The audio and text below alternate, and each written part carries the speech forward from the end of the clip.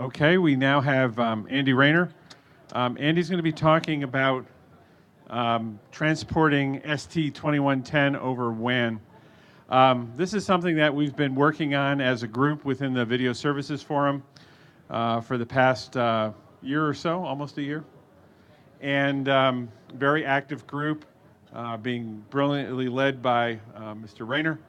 And it's something that has a big impact on the industry. How do we get all these great 2110 signals to go over a very large geographic scope network? So, Andy, take it away.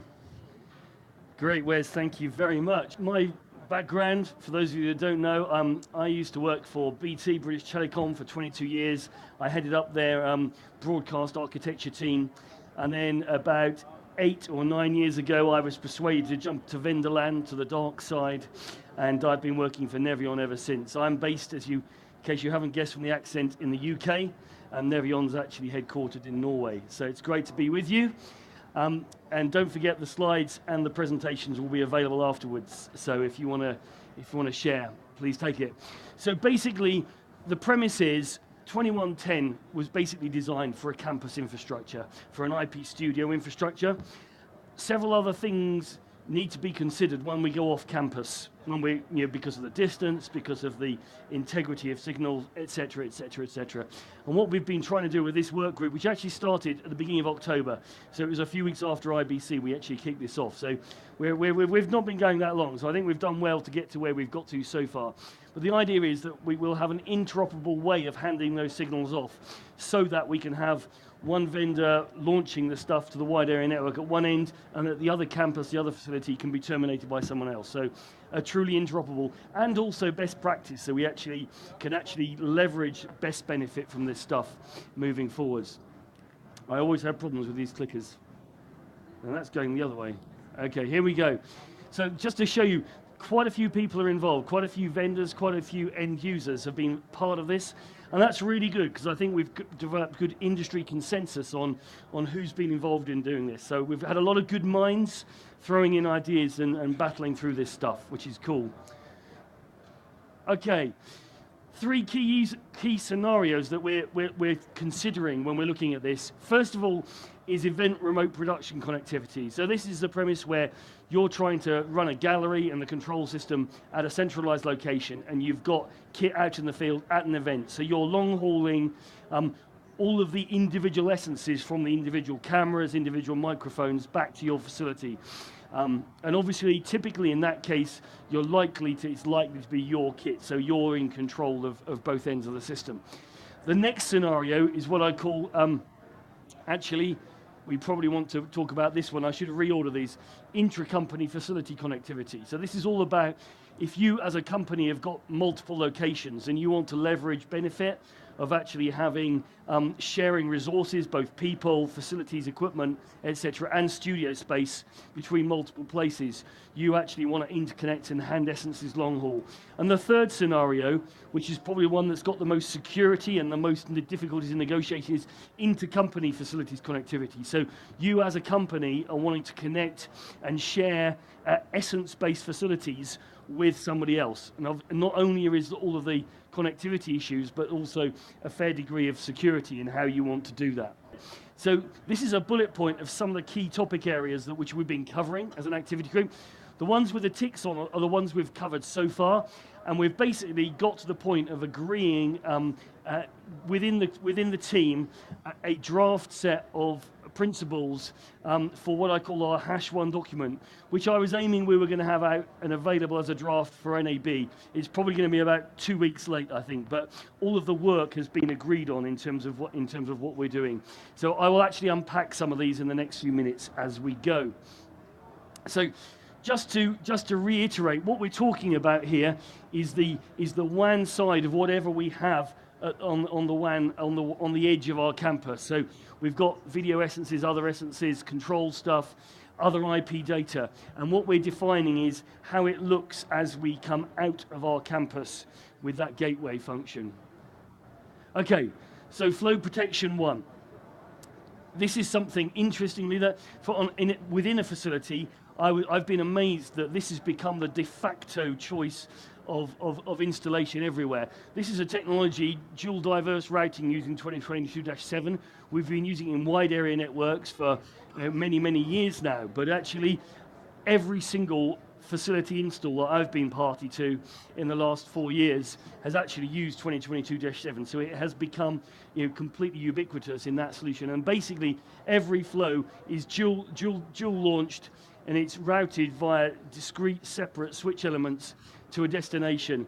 And the idea is that at the destination, the RTP layer packets are stitched together. So any perturbations or interruptions on either side can be completely ironed out.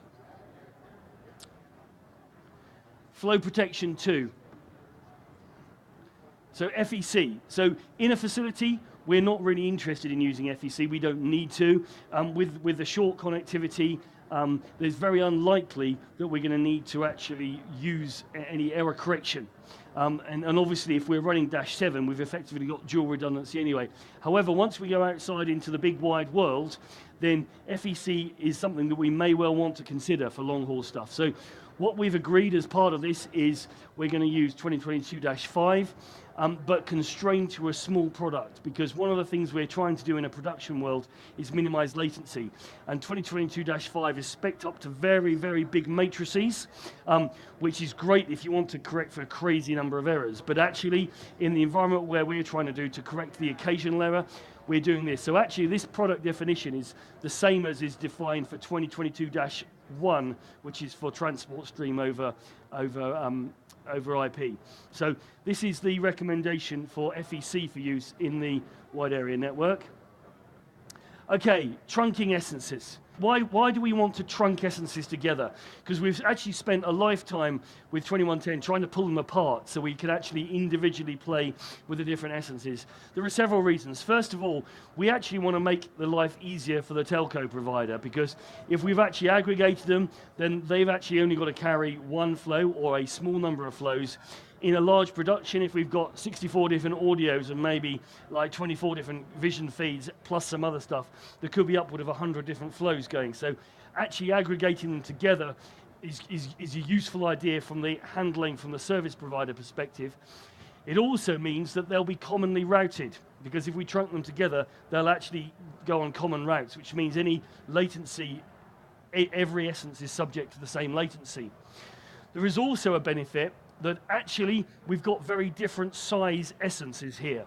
So a 2110-20 flow is, for HD is the order of 1 gigabit per second. It's going to be more the order of 10 gigabits per second for a UHD essence. Whereas our 2110-30, if that's individual mono flows, that's actually the order of 1 megabit per second. So we've actually got maybe 3 decades worth of difference in size of flows. And just thinking back to the protection scenarios we were looking at just now, whilst the -7, 2022-7 packet merge, kind of the way that works is agnostic to bitrate pretty well. If you actually want to do FEC, then putting packets into a matrix actually means that that matrix size, the latency we incur on the essences, is proportional to the bit rate, which means these would whoosh through that FEC matrix 1,000 times faster than these. So if you're actually trying to put some decent FEC on, you would actually be subjecting the audio and any other low rate flows, even more so ancillary data potentially, to very long delays. So the idea is, and I have to say this very carefully, if we FEC the trunk rather than the individual flows, then actually we're actually applying FEC to a much larger bit rate flow, which means that every individual flow is subject to the same very small latency. So lots of benefits there. In terms of how we do the trunking, we've been looking at various standards, and just like the premise that we had as we evolved 2110 was to actually say, let's use existing standards where they exist. Let's not reinvent the wheel unnecessarily. What we've actually come up with here is using 2 existing RFCs and concatenating, if you like, 2 existing RFCs. There's actually been a mapping that has been out in the IT industry for a long time, GRE, which is basically a generic header for multiple types, Ethernet or IP or other data packet types. And what we're recommending, or we've been defining, is actually putting that together with an RTP header. So we've actually got a trunk, a GRE trunk with an RTP header on top of it. The advantage of that is all of those protection technologies which we apply at the essence layer, we can actually apply at the trunk layer as well in exactly the same way, because it's an RTP layer that we're looking at. So all of our 2022-7, our 2022-5 FEC, all of those techniques and all of the monitoring can actually be applied at the trunk layer as well. So we actually have immense flexibility, and we can use the same fundamental toolkit that we've got to actually do that. So this is what we've come up with as the recommendation for the trunk. Okay, so this is getting a little bit deeper, though not quite as deep as the last presentation. This is just to show you what the trunking headers, what the overhead is that we're talking about applying as we go through. So this is the original packet. So we strip off the Ethernet layer, the MAC header, and then we looked at just doing GRE over UDP, but that actually doesn't give us as much flexibility, and we would need to redefine all of the protection mechanisms. So we've chosen GRE over UDP. So if this packet here, this third level down, we've got the GRE header, and then we've got our classic RTP, UDP, IP, and MAC layer headers on top of that. So that's what we're adding onto the packet to actually carry it as a GRE RTP layer coming out. And this bottom line is just to show you that if you've actually got existing packets, maybe other traffic that you want to carry as well that's not 2110 essences, then we can carry them as the Ethernet layer. So we can actually trunk the Ethernet rather than the IP there, so we can carry the Ethernet stuff as well. There's then a question about when we've got these two diverse trunks, because obviously we're going to do 2022-7, we're going to dual diverse route. There's a couple of questions that you have. We've already talked about applying FEC at the trunk to provide common latency and very, very low latency to the flows. There is actually a question, however, you have the flexibility on the 2022-7 as to whether you heal it at the trunk layer, whether you merge the whole trunk to actually get your constituent elements out, or you actually extract from the trunk and actually use your existing toolkit to actually merge the individual flows. And the beauty of what we've defined means you have the flexibility to do either of those things. This is getting probably too deep for this presentation, but this will be available in our draft that we publish. This is basically showing you how the actual thing stitched together with a GRE header on, with RTP on the top. Okay, protection of other data. So this became in scope because a lot of requirements that we've had from customers that was user input to this working group was saying, okay, not only when we're actually doing an outside broadcast event or we're interconnecting facilities, do we actually want to bring back the video and audio and ancillary data essences, we've actually got other IP traffic that we need to pull back, and we actually want to protect that with the same level of resilience that we're protecting the media flows with. So this is just saying, as you'll have seen from that trunking thing, we can actually pull in and carry and protect any other data types, any other Ethernet or IP traffic as well at the same time. So one of the bees in my bonnet that you'll probably heard me talking about at other events is actually the need to preserve origination time of media flows within a production environment. So this is jumping away from the WAN transport for a minute and talking about the production environment. At the moment, everything we do in 2022, 2110, as is defined at the moment, but we have got some revisions hopefully going through at the moment in the one-year review, is all about just a per link behavior. And there's nothing that mandates that the origination time is actually carried through the process. Hopefully some of the changes that are going to get through the one-year review will have an option to honor the RTP origination time as we progress through the system. That's another story. But what we actually have been talking about, the interest with respect to going over the wide area network, is actually when we get to the, if you like, the edge of our production facility and actually want to go elsewhere. And what we're actually interested in doing here is actually saying one of two things. The favorite recommendation is that the individual media essences have been realigned by the time you take them over the wide area network. So as in the audio and video essences are in synchronism as we push them over the wide area network. So however you're going to do it, by a manual or hopefully automatic process within your production environment, at the point you carry them across, they are nominally time aligned. What we have said is recognizes there may be some reason why you don't want to do that, because you don't want to be necessarily adding artificial delay to some essences at one end if you know you're going to be delaying them due to legitimate processing the other end. So what we're saying is, as a minimum, the relative RTP timestamps of the essences need to make sense with respect to each other. So at the far end, you can do the math and rebuffer them. So that's the fundamental must-have. That's the baseline requirement that we need to have to make that work. So in terms of alignment of essences, that's the two fundamental statements we're going to make. The RTP timestamps must be relative to each other at the point they're carried over the WAN. Compression. So in many national networks now, the cost of transport is such that actually you can actually afford to transport uncompressed 2110 over wide area networks without doing compression. And certainly, you know, in an example in the UK, I know for each of the premier football grounds, we're carrying upwards of 40 uncompressed HDSDIs or equivalent in IP across the network for production techniques. But there's many cases where that's not cost viable. So there's a recognition that once we come outside the campus, we may well need to compress. What we've been recommending here, seeing as it's a good candidate and it's been something that was developed within VSF, is that the TR01 JPEG 2000 standard is actually used as the default recommended way of doing this within certain bitrate operating ranges. So basically there's a standard technique used there.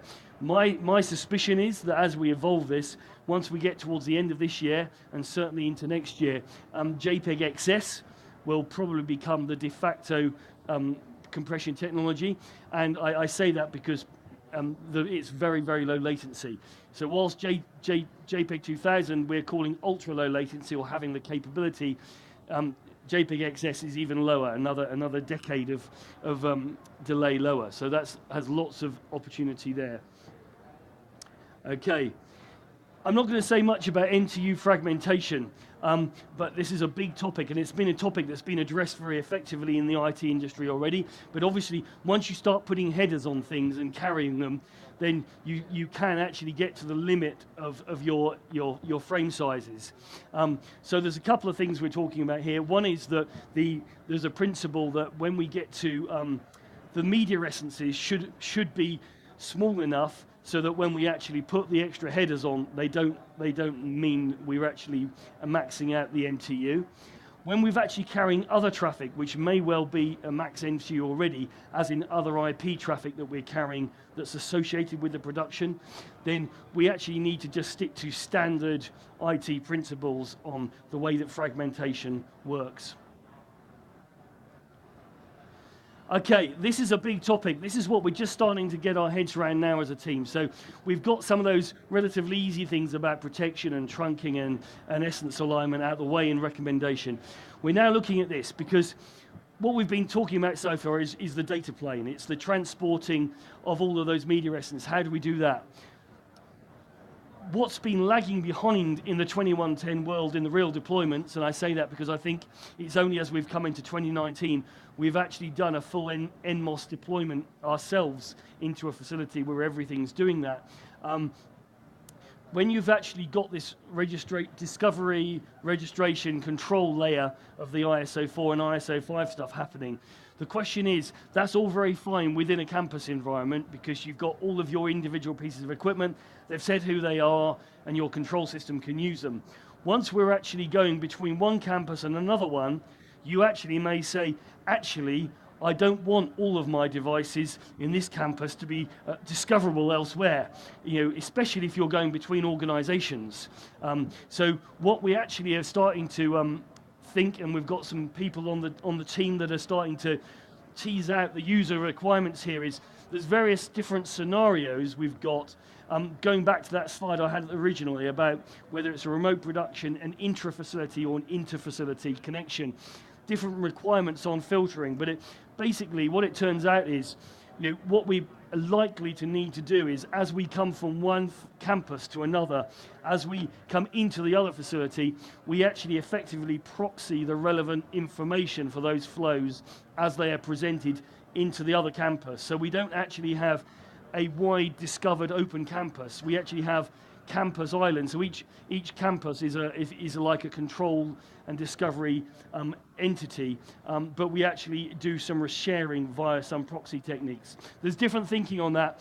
This is just, if anyone here has got some thoughts they'd like to contribute, then do please email, because we'd love to get some more input on this as we go. And here's a picture that I should have put up while I was just telling that to you. So this is the concept, the two different campuses, the wide area connectivity, and then all of the devices here in a registry. The devices here in a registry, you know, do we share those registries? Do we sync them? Or do we proxy everything on the boundaries? And I think different use cases, and we've already had some different input from different people on the committee talking about that. I'm not going into depth on this, but one key thing here is that it's quite likely in some scenarios that the wide area connectivity is actually going to be 2022-6, or what I call composite based. So there's actually a need to do transcapsulation or conversion functions on the edge. Security, there's lots of other work going on security, and we're going to use some of those best practices. And obviously, I think a lot of it's common sense and actually picking up what the IT industry is already doing, but there are going to be one or two specifics that we need to look at with respect to this. Okay, timing domain reconciliation. Again, this is something outside of the scope of where we've got to so far, but obviously we need to reconcile when we come into a facility, we need to reconcile all of the individual elements to both the frequency and phase of the infrastructure that we're coming into. Okay. So I will wrap up now just to say thanks to everyone that's been involved in contributing. I know there's a couple of people hanging around at the moment around here that have been part of this, and we're still open to other input. We're hoping to get the first draft out in the next couple of weeks, and then our target is to release #2 at IBC, where I hope to present to you again. So although time is very, very nearly here, we are still serving tea on our stand in South Upper 5510. And I would like to reassert my claim that I've made 4 times this week, that we actually do the best cup of tea at NAB with proper boiling water and all that stuff. So thank you for your attention. It's been great to be with you. Glad you've made it to the end of the show, and have safe travels when you go back. Okay, thanks, Andy. Any questions? We got time for a quick question. Yeah, go ahead, Paul. I'm not sure I've got it into a question yet, but it's really doing ISO 4 and 05 in 2 separate places, because I think in the intra-facility example, proxies are probably not going to do that too well. I mean, with ISO 7, you know, with tallies and events, they've got to be sort of real and live, haven't they? Yeah, so that's why I'm saying actually the behavior you want to do in terms of proxying or not proxying, or how much you want to restrict that, actually depends on the use case scenario. So I think we're going to come up with some actually recommendations that say, if this is the play, this is probably where you want to go. If this is the play, this is probably what you want to do. Okay, thanks, Andy.